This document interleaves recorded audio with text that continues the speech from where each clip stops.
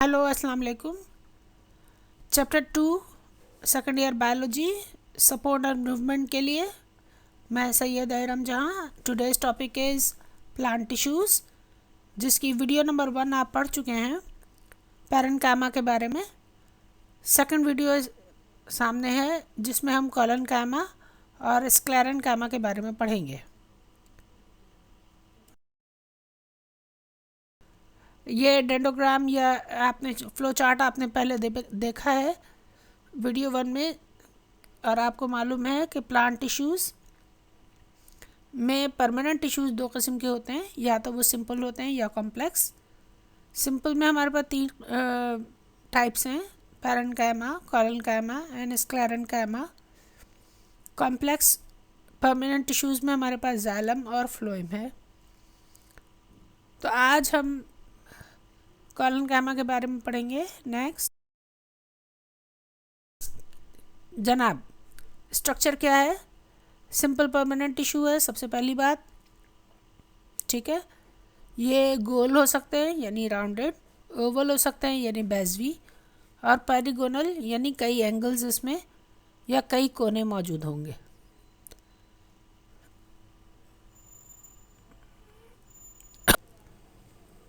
ये जिंदा सेल्स हैं यानी इनमें प्रोटोप्लाज्म मौजूद है, इस वजह से ये अपनी पूरी उम्र करते हैं, ज़िंदा रहते हैं।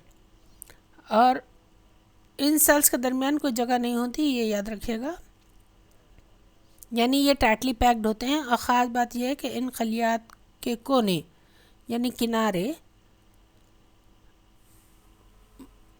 मोटे यानी थिक होते हैं, जिसकी वजह क्या है? सेलुलोज या प्रोटोपैक्टिन की तह है जो उनके ऊपर मौजूद होती है, ठीक है। अब सेलुलोज और प्रोटोपैक्टिन क्या हैं? एक कॉम्प्लेक्स कंपाउंड्स हैं जो कि प्रोटेक्शन के लिए उनके ऊपर मौजूद होते हैं, प्लांट्स में मौजूद होते हैं। ये दोनों आउटर लेयर्स बनाने के कॉम्प्लेक्स कंपाउंड्स हैं।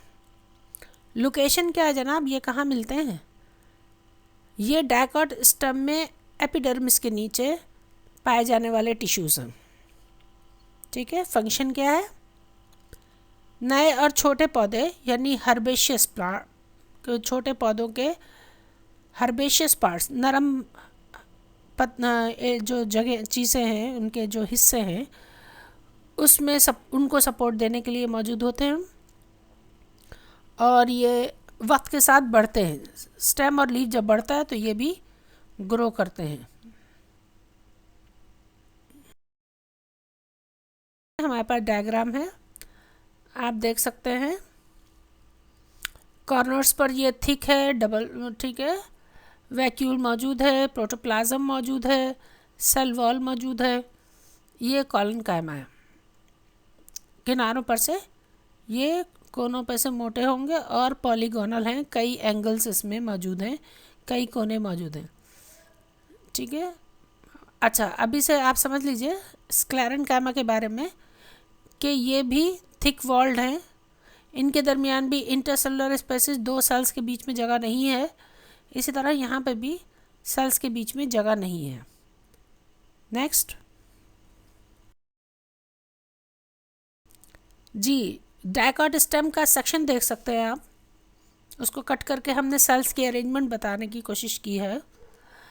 शुरू में आप देखिए क्यूटिकल है, उसके बाद एपिडर्मल सेल्स हैं, उसके बाद कोलेनकाइमा है जिसको अभी हम बाद में पढ़ेंगे, ठीक है। और इसके नीचे पैरेन्काइमा है। पैरेन्काइमा में आप देख सकते हैं कि लूज स्पेसेस मौजूद हैं, कोलेनकाइमा के बीच में जगह नहीं है, मैट्रिक्स भरा हुआ है यानी कुछ मादा भरा हुआ है। और इसके बाद फाइब्रस टिश्यूज़ हैं, वो आप अभी नहीं पढ़ रहे हैं, अभी आप पैरेन्काइमा को देखिए। पैरेन्काइमा की 2 शीट्स होंगी, एक में क्लोरोप्लास्ट मौजूद होगा, ठीक है, ये फोटोसिंथेटिक होंगे। दूसरे में स्टोरेज के लिए ये मौजूद है, इसमें फूड स्टोर होगी और वाटर स्टोर होगा और रिजिडिटी देगा ये पौधे को, ठीक है। नेक्स्ट हम देखेंगे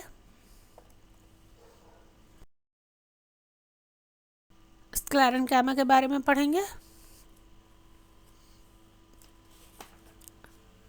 स्ट्रक्चर में ये भी सिंपल परमानेंट टिश्यूज़ हैं जो लंबे, पतले और मोटी दीवारों वाले सेल्स हैं से बनते हैं।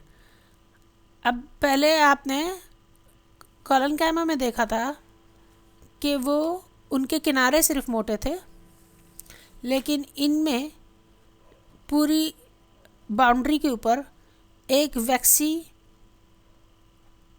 लेयर मौजूद रहेगी। ये वैक्सी लेयर क्या है? ये पैक्टिन या लेनिन की बनी हुई तह है जो कि इनको प्रोटेक्ट कर रही है, इनको रिजिडिटी देती है, ये सख्त होते हैं उनकी वजह से। इसके अलावा ट्रांसपायरेशन को भी रोकेगी, प्रोटेक्शन भी करेगी, कई काम है। ठीक है, इनके दरमियान भी खाली जगह या इंटरसेलुलर स्पेसेस नहीं होती। ये डेड होते हैं जब ये बड़े हो जाते हैं, मैच्योर हो जाते हैं, तो ये डेड हो जाते हैं क्योंकि ये विदाउट प्रोटोप्लाज्म होते हैं, इनमें प्रोटोप्लाज्म मौजूद नहीं होता। ठीक है, तो थोड़ी सी इनकी लाइफ होती है, उसके बाद ये डेड हो जाते हैं। लोकेशन कहाँ पाए जाते हैं? ये टिश्यूज़ जाइलम में मौजूद होते हैं, जो वेस्कुलर टिश्यूज़ हैं। जाइलम क्या है? वेस्कुलर टिश्यूज़ हैं। क्या मतलब? फूड या वाटर को एक जगह से दूसरी जगह सप्लाई करने में जो वेसल्स की तरह के टिश्यूज़ हैं, इनमें जाइलम शामिल है, जिसके ज़रिए पानी ट्रांसफ़र होता है पूरी बॉडी में एक जगह से दूसरी जगह। फंक्शन क्या है? स्ट्रेंथ, मजबूती, मैकेनिकल सपोर्ट, सख्ती भी देते हैं मुख्तलिफ प्लांट के हिस्सों को। इसके अलावा ये फाइबर भी फराहम करते हैं, जैसे जूट और ये जूट या फाइबर्स ऑफ हैम्स या जूट जो है वो रस्सी वगैरह या बोरियां वगैरह बनाने के काम आता है। आपने देखा है, ये फ्लेक्सिबल फाइबर्स हैं। के हम टाइप्स ज़रा पढ़ लेते हैं। 2 किस्में होंगी। फाइबर्स हैं, जैसा कि अभी मैंने आपको बताया कि fibres of hams and jute, ये एग्जांपल्स हैं। ये फ्लेक्सिबल होते हैं। फाइबर्स के बारे में हम पढ़ रहे हैं कि ये एलोंगेटेड सेल्स के बने हुए होते हैं, जो नोकदार ऊपर से शुरू होते हैं, ऊपर से उन पर खुला हुआ होता है। They are tough and strong but flexible fibres. ये सख्त होते हैं और मजबूत होते हैं, मगर फ्लेक्सिबल होते हैं, आसानी से मुड़ सकते हैं। स्क्लेराइड दूसरी टाइप है स्क्लेरेन्काइमा की। स्क्लेराइड्स क्या हैं कि ये अमूमन बेतरतीब शक्ल के होते हैं, इसीलिए उनको स्क्लेराइड्स कहते हैं। इनकी कोई शेप ख़ास नहीं होती, बेतुके तरीके से बढ़ते हैं। और अनब्रांच स्क्लेराइड्स जो होते हैं वो स्टोन सेल्स कहलाते हैं। सिंपल हैं लेकिन अनब्रांच्ड हैं, इनमें कोई ब्रांच नहीं होगी, तो ऐसे सेल्स को स्टोन सेल्स कहते हैं। और ये भी पौधे को सख्ती फराहम करते हैं, और ये सख्ती किस आप महसूस कर सकते हैं नट्स में। आप मूंगफली खाते हैं, बादाम खाते हैं, अखरोट खाते हैं, चिलगोज़ा खाते हैं, इनके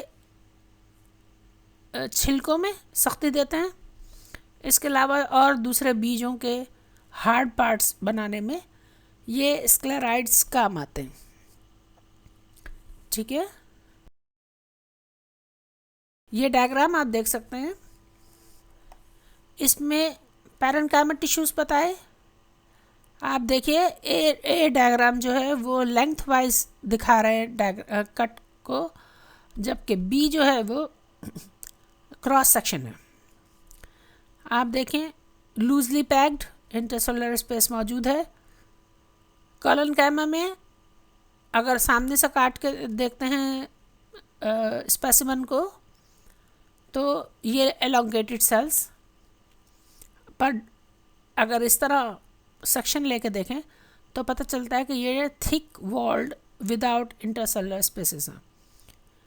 यहाँ स्क्लेरेन्काइमा के दोनों सेल्स टाइप ऑफ सेल्स की डायग्राम दी गई है। फाइबर्स एलोंगेटेड सेल्स हैं, फ्लेक्सिबल भी हैं, नरम हैं, आसानी से मुड़ जाते हैं, जबकि स्टोन सेल्स हार्ड हैं, और बेतरतीब शक्ल के हैं, कोई कैसे पैर हो गया, कोई कैसे। ये स्क्लेरेन्काइमा के हैं और आपको पता है कि ये क्यों चाहिए, इनकी ज़रूरत क्यों पड़ती है, क्योंकि ये नट्स और बीजों के सख्त हिस्से बनाते हैं। ये हमने डिफरेंसेस देखने हैं पैरेन्काइमा और स्क्लेरेन्काइमा। उमूमन सवालात पूछे जाते हैं, तो आप इसमें देख सकते हैं कि cells are thin walled and unspecialized, ठीक है, जबकि स्क्लेरेन्काइमा में सेल्स थिक वॉल्ड है और लिग्निफाइड है, यानी उसमें लिग्निन की थिकनेस मौजूद है, ठीक है। These are living cells, parenchyma living cells हैं, जबकि स्क्लेरेन्काइमा वो टिश्यूज़ हैं जो डेड सेल से मिलकर बनते हैं। मैच्योर होने पर वो डेड हो जाते हैं, जितना प्रोटोप्लाज्म होता है वो सिर्फ मैच्योरिटी तक साथ देता है। नंबर 3 में हमारे पास लूजली पैक्ड हैं, लार्ज इंटरसेलुलर स्पेसेस होती हैं, जबकि स्क्लेरेन्काइमा में कोई इंटरसेलुलर स्पेस सेल्स के बीच में नहीं होती। का फंक्शन क्या है, stores nutrients and water in stem and roots parenchyma का, जबकि स्क्लेरेन्काइमा सिर्फ स्ट्रेंथ, मजबूती और सख्ती पौधे को फराहम करते हैं, पौधे के हिस्सों को। नंबर 5 में some cells contain chloroplast, chlorenchyma and performs photosynthesis, ये भी हम पढ़ चुके हैं, ठीक है। और लार्ज एयर कैविटीज़ होती हैं, एरेन्काइमा कहलाएगी अगर किसी में सिर्फ एयर कैविटीज़ हैं, सही है।